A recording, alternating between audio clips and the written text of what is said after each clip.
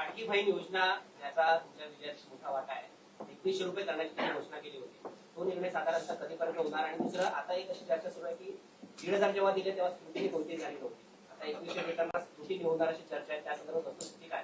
असं आहे की पहिल्यांदा तर ही योजना आम्ही सुरूच ठेवणार आहोत आणि 2100 देखील आम्ही देणार आहोत.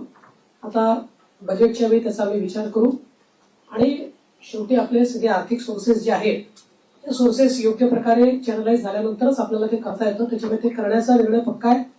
जी आश्वासनं दिली ती आश्वासनं पूर्ण करू. त्याकरता ज्या व्यवस्था करायच्या त्या व्यवस्था आम्ही आधी करू. स्क्रुटिनीचा जिथपर्यंत सवाल आहे तिथपर्यंत एवढंच आहे की निकषाच्या बाहेर जर कोणी घेतलं असेल, निकषातला जो असेल त्याला कोणालाही त्यातनं कमी करायचं नाहीये. पण काही तक्रारी आल्या आहेत की निकषाच्या बाहेर मिळालेला आहे. जसं आपल्याला कल्पना असेल की शेतकरी सन्मान योजना जेव्हा मोदीजींनी सुरू केली त्यावेळी पहिल्यांदा जे काही बेनिफिशियरीज होते लक्षात आलं की मोठ्या शेतकऱ्यांना देखील ते मिळालेलं आहे. मग नंतर त्यातल्या अनेक शेतकऱ्यांनी स्वतःच त्या ठिकाणी सांगितलं की आम्ही या निकषात बसत नाही. मला असं वाटतं त्यानंतर ती स्थिर झाली.